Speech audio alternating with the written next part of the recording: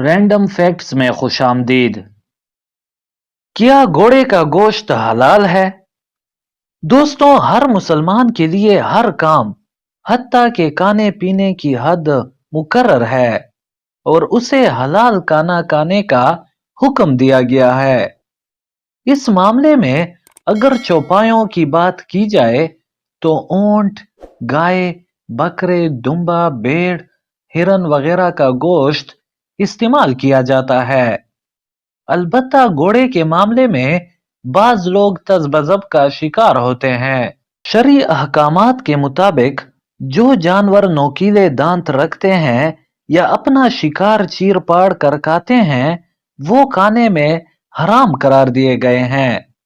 इसी तरह हशरातुल अर्ज, कीड़े मकोड़े खाने से भी रोका गया है। जबकि समुद्री मखलूक में मछली के अलावा तमाम को खाने से मना किया गया है। हजूर सल्लल्लाहु अलैहि वसल्लम ने हलाल और हराम गोश्त की तमीज बताई। उनके फर्क को कई अहादीस में मुफस्सल अंदाज से बयान किया गया।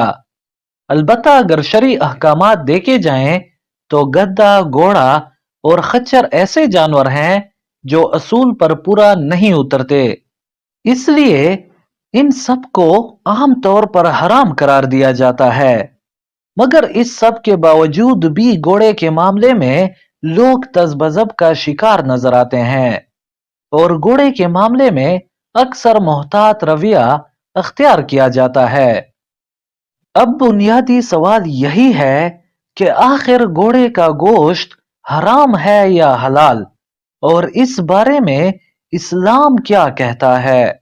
मारूफ आलिम दीन मुफ्ती अकमल कादरी का इस हवाले से कहना है कि गद्दे और खच्चर के हवाले से अल्लाह के नबी ने खसूसी ममानियत फरमाई। अलबत्ता घोड़े के हवाले से कोई हुक्म मौजूद नहीं है।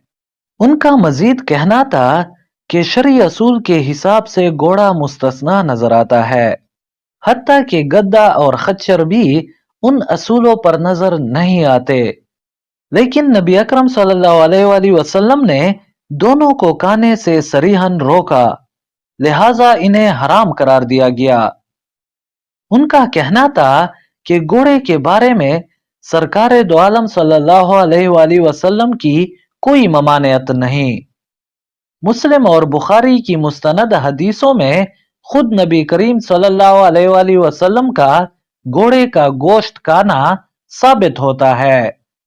इसी बाइस घोड़े को बिल्कुल पाक और हलाल जानवर समझना चाहिए। अलबत्ता इमाम आजम अबू हनीफा ने अपने दौर में घोड़े के गोश्त को खाना ममनू या हराम करार दिया। इमाम आजम ने जिहाद में इस्तेमाल होने की वजह से घोड़े के हवाले से पाबंदी लगाई।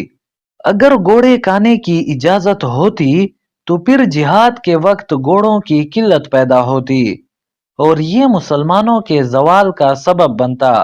मुफ्ती अकमल कादरी का ये भी कहना था कि अगर घोड़ा नस्ली है और उसकी पैदाइश किसी मिलाप के बगैर नहीं हुई तो उसका गोश्त हलाल है और उसे खाया भी जा सकता है। उनका ये भी कहना था कि टिड्डी जो खेतों पर हमला करती है, उसकी टांगे और पर वगैरह अलहदा करके उसे भी खाया जा सकता है। दोस्तों, आज की वीडियो बस यही तक थी। उम्मीद है आपको इस वीडियो में जरूर कुछ नया सीखने को मिला होगा। इस तरह के मजीद इंफॉर्मेटिव वीडियोस के लिए हमारे इस चैनल को सब्सक्राइब करें। शुक्रिया।